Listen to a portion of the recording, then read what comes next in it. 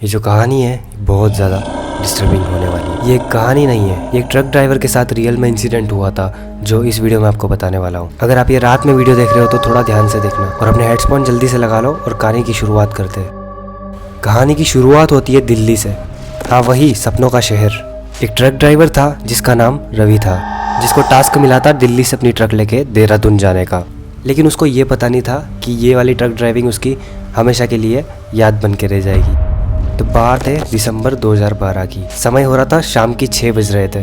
रवि अपने घर से निकलता है फैक्ट्री की तरफ, जहाँ उसका इंतज़ार कर रही थी वो ट्रक, और उसके अंदर था कुछ सामान जो उसको लेके जाना था देहरादून की एक ट्रक फैक्ट्री के अंदर। सब कुछ नॉर्मल चल रहा था। वो घर से निकला नहा धोकर। उसकी बीवी ने उसके साथ कुछ खाना भी पैक कर दिया था जो वो आगे रास्ते में खा सकता था। रात की बज चुकी थी 8:30 और रवि निकल चुका था ट्रक के साथ। दिल्ली की बॉर्डर पास करते करते उसको 10 बज गई थी। वो दिल्ली मेरठ हाईवे पकड़ चुका था जो मुजफ्फरनगर होकर देहरादून की तरफ जाता था। तो यहाँ पे बज चुकी थी रात की 11:30 और वो पहुँच चुका था मेरठ पे। तो उसने अब सोचा मैं खाना खा लेता हूँ कहीं रुक के। रात की बज चुकी थी 12 और उसने खाना ख़त्म करके फिर उसी हाईवे की तरफ बढ़ने लगा। सबको पता ही है खाना खाने के बाद नींद के झोंके आने शुरू हो जाते। ऐसा ही कुछ हो रहा था रवि के साथ। रवि ने पास में एक टपरी देखी, चाय की टपरी, जहाँ एक बूढ़े चाचा बैठे थे। लेकिन उस सुनसान टपरी पे चाचा के अलावा कोई नहीं था। ये मेरठ से मुजफ्फरनगर का रास्ता था जहाँ पे बहुत ज़्यादा सुनसान रहता है रात के टाइम पे। उसने उस टपरी के पास में जाके उस दादा से बोला मुझे चाय पीनी है। दादा ने मुस्कुराया लेकिन कुछ जवाब नहीं दिया। रवि ने फिर से कहा मुझे चाय ही पीनी है। दादा ने इस बार कुछ मुस्कुराहट में अलग ही तरीके से मुस्कुराया। वो काला सा उनका चेहरा। तभी रवि ने देखा दादा चाय बनाने लग गए थे। करीब 10 मिनट बाद दादा चाय का कप लेके आए और रवि को दे दिया। चाय को पीते पीते रवि ने पूछा दादा से क्या आगे का रास्ता सही है, क्योंकि वो उस रास्ते से पहली बार जा रहा था। वो कभी नॉर्थ की तरफ गया ही नहीं था अपनी ट्रक लेके। दादा ने फिर से अजीब सी मुस्कुराहट दी, लेकिन रवि ने सोचा शायद दादा बोल नहीं सकते। करीब 15 मिनट होने के बाद उसने चाय ख़त्म करी और दादा को पैसे दिए, लेकिन दादा ने नकार दिए। लेकिन इस बार दादा ने मुस्कुराकर बोला कि ये तो मेरी तरफ से बस एक उपहार था तुम ट्रक ड्राइवर के लिए।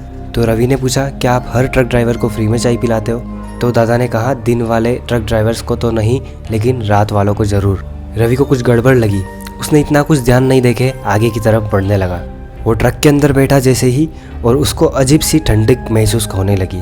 तो रवि ने सोचा दिल्ली में इतनी ठंड नहीं होती है, बाकी ऊपर साइड तो ठंड होती ही है। तो उसने इतना कुछ ध्यान न देखे आगे की तरफ बढ़ने लगा। मेरठ के ख़त्म होते से ही एक गाँव आया, छोटा सा गाँव, जहाँ लिखा था देहरादून 212 किलोमीटर एक तरफ और दूसरी तरफ लिखा था देहरादून 230 किलोमीटर। रवि ने सोचा शॉर्टकट पकड़ूंगा तो जल्दी पहुंच जाऊंगा। पास में ही बूढ़े दादा बैठे थे गांव की चौखट पर। रवि ने उनसे बोला कि क्या ये रास्ता देहरादून जाता है? रवि को उनका चेहरा कुछ याद सा आया। ये वही दादा थे जिसने रवि को चाय पिलाई थी। रवि उस टाइम इतना सोचना भूल गया, लेकिन उसको याद नहीं रहा कि ये दादा वही है जिन्होंने उसे चाय पिलाई थी टपरी पर। दादा ने मुस्कुराकर बोला हाँ, ये रास्ता शॉर्टकट है, तुम 2 घंटे जल्दी पहुंच जाओगे। रवि ने सोचा 12 किलोमीटर है तो 2 घंटे जल्दी कैसे पहुंच जाऊंगा। दादा ने कहा यह घाटियों से होकर नहीं जाता है, बिल्कुल सीधा रास्ता है, तो तुम इस रास्ते के जरिए जा सकते हो। रवि ने फटाफट से अपनी गाड़ी उस रोड पे मोड़ दी। तभी सामने से एक ट्रक ड्राइवर आ रहा था। रवि ने उससे पूछा क्या ये रोड देहरादून जाता है? उस ट्रक ड्राइवर ने बोला तुम इतना आगे आ चुके हो, अब मैं तुम्हें पीछे नहीं भेज सकता, लेकिन मेरी एक बात याद रखना, कोई भी इस रास्ते पर तुम्हें कैसे भी रोके लेकिन रुकना मत। भले ही सामने कोई भी आ जाए, लेकिन गाड़ी रोकना मत। रवि ने इतना ध्यान नहीं दिया और उसकी बातों के ऊपर हंसने लगा कि आखिर क्यों डरना है, अगर ऐसी चीज़ कुछ होती ही नहीं है तो। कुछ आगे चलने के बाद रवि को एक ब्रिज दिखा जिसका नाम था भाटा ब्रिज। वो ब्रिज दिन में टूरिस्ट स्पॉट बन जाता है, लेकिन रात में बहुत ज़्यादा खतरनाक हो जाता है। वो ब्रिज जैसे ही पार रवि ने किया, उसके बाद उसके रोड के ऊपर कोहरा ही कोहरा दिखने लगा। उसकी विजिबिलिटी बहुत ज़्यादा कम हो चुकी थी। उसे मजबूरन गाड़ी धीरे चलानी पड़ रही थी। लेकिन उसके बाद होता कुछ यूँ है, उसके गाड़ी के ऊपर बढ़ाइंग करके कुछ आवाज़ आती है, जैसे ट्रक के ऊपर कोई पत्थर फेंका गया हो। रवि ने साइड मिरर से देखा तो उसे कुछ अजीब नहीं लगा था। जैसे ही वो रुका, लेकिन उसको एक बात सताई जा रही थी उस ट्रक ड्राइवर की, जो उसे पहले ही बता के गया था कि कुछ भी हो जाए ट्रक रोकना मत। बस उस वजह से वो ट्रक से उतरा तो नहीं, लेकिन उसने रेडियो की आवाज़ बढ़ाना सही समझा। लेकिन उसका रेडियो कुछ काम नहीं कर रहा था, उसके अंदर से भी खड़खड़ की आवाज़ आ रही थी।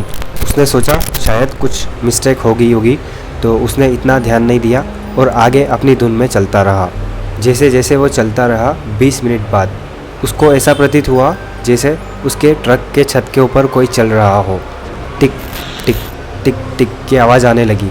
वो आवाज़ इतनी डिस्टर्बेंस थी कि रात में अगर कोई सो रहा हो तो आसानी से उठ जाए। उसने साइड मिरर से ऊपर की तरफ देखा, लेकिन कोई दिखा नहीं था वहाँ पे। उसने अपने ट्रक की स्पीड बढ़ाई 70, 80, 90 और वो फास्ट तरीके से उस रास्ते से निकलना चाहता था। बस थोड़ी ही देर बाद उसने सामने एक बच्चा देखा। वहाँ से देहरादून की दूरी 185 किलोमीटर बची हुई थी। अभी एक बच्चा चिल्ला रहा था, मुझे लिफ्ट चाहिए। पास ही में उसकी माँ भी खड़ी थी। दोनों हाथ हिलाकर लिफ्ट मांग रहे थे कि शायद ये ट्रक ड्राइवर उन्हें बिठा ले। रवि ने सोचा मुझे इन्हें लिफ्ट देना चाहिए। रवि ने उन दोनों के पास अपनी गाड़ी रोकी और पूछने लगा, आपको कहाँ जाना है? बच्चे ने मुस्कुराकर बोला, हमें देहरादून जाना है। रवि ने सोचा इस रास्ते को मैं अकेले काटूंगा तो मेरे ऊपर कोई भी खतरा आ सकता है, क्यों ना हम साथ में ही काट लें। रवि ने बोला, आओ इधर साइड से आप चढ़ जाओ ऊपर और आ जाओ ट्रक के अंदर। जैसे ही उसने ट्रक का गेट खोला, लेकिन दोनों वहाँ से गायब हो चुके थे। रवि का जो डर के जो हाल हुआ, उसने फटाफट से गाड़ी के अंदर गया और गाड़ी स्टार्ट करने लगा। लेकिन वो क्या देखता है, उसकी गाड़ी की चाबी उसके अंदर नहीं थी। वो समय रवि के लिए बहुत खतरनाक साबित होने वाला था। वह गाड़ी के अंदर चढ़ के रोने लगा, चिल्लाने लगा कि मुझे यहाँ से निकालो, बचाओ। लेकिन आसपास कोई भी नहीं था, वही सुनसान जंगल, कुछ भी नहीं था आसपास। लेकिन रवि चिल्लाता रहा, मुझे बचाओ, मुझे बचाओ। उसने देखा कि मेरी गाड़ी की चाबी नीचे पड़ी हुई है, वही सामने वाली सड़क के ऊपर। रवि जल्दी से नीचे उतरा और उसने वो चाबी उठाई और गाड़ी की तरफ बढ़ने लगा। तभी वो देखता है वो दोनों उसके गाड़ी के अंदर बैठे थे, वो बच्चा और वो औरत। रवि घबराते हुए बोला, कौन हो तुम और क्या चाहती हो? औरत ने मुस्कुरा के बोला कि अब तुम यहाँ से ज़िंदा नहीं जा सकते। रवि की हालत बहुत ज़्यादा ख़राब हो चुकी थी उस समय पे। वह उस औरत से बोलने लगा, मुझे जाने दो, मेरे भी तुम्हारी जैसी एक बच्ची है। औरत कहती है, ऐसे कैसे जाने दूँ, मेरे साथ बहुत बुरा किया है तुम ट्रक ड्राइवर ने। औरत एक समय की कहानी सुनाती है कि मैं ऐसे ही जा रही थी रात के टाइम पे, लेकिन एक ट्रक ड्राइवर ने मेरे बेटे और मेरे पापा को और मुझे तीनों को एक साथ उड़ा दिया था। रवि ने पूछा, तुम्हारे पापा कौन है अब? औरत मुस्कुरा के बोली, मेरे पापा वही है जिन्होंने तुम्हें यहाँ भेजा है और जिनके हाथ की तुम चाय पी के आए हो। बस उन्होंने ही इस ट्रक के पीछे एक लाल कपड़ा बांधा था जो तुम्हें नहीं दिखा, और उन्होंने ही मुझे बताया कि इस ट्रक ड्राइवर को भी अपना निशाना बनाना है। औरत कहती है, मैं तो अब मर चुकी हूँ, मुझे कोई फ़र्क नहीं पड़ेगा, लेकिन तुम अब सब ट्रक ड्राइवर जो भी इस रास्ते से जाओगे सब मारे जाओगे। इस समय रवि बहुत ज़्यादा घबरा चुका था। उसने जल्दी से अपने गेट खोलने का ट्राई किया, लेकिन गेट खुल नहीं रहा था। रवि उस औरत के आगे गिड़गिड़ाता रहा, मुझे छोड़ दो, मुझे जाने दो, मेरे भी एक बच्ची है तुम्हारे जैसी, मुझे छोड़ दो। वो औरत और बच्चा ज़ोर ज़ोर से हंसने लगा वहीं पे, उसी के सामने, उसकी ही एक साइड में सीट के ऊपर बैठकर। तभी वो सामने से देखता है वही बूढ़े चाचा अब पैदल चलकर उसी रास्ते पे उसी ट्रक की ओर बढ़ रहे थे, जिनके हाथ में एक खून से सदी हुई लोहे की लाठी थी। औरत उधर इशारा करके हुए बोली, बस वो आ जाए फिर तुम आज़ाद हो जाओगे। धीरे धीरे बूढ़े चाचा उस ट्रक की ओर बढ़ने लगे। जैसे ही वो ट्रक के पास में आए, वो भी ज़ोर ज़ोर से हंसने लगे और तीनों मिलकर ज़ोर ज़ोर से हंसने लगे उसी रोड पे, जो रोड पूरा बंजर और खाली पड़ा था। तभी होता है रवि के फ़ोन पे फ़ोन आता है उसके घर का। रवि की रिंगटोन थी हनुमान चालीसा। जैसे ही फ़ोन की घंटी बजना शुरू हुई, वो हंसते हंसते चुप हो गए। वो जो औरत थी वो बोलती है, इसे बंद करो जल्दी से। रवि ने सोचा, मैं अगर फ़ोन उठाऊंगा तो ये साउंड बंद हो जाएगा, तो मैं फ़ोन नहीं उठाता हूँ।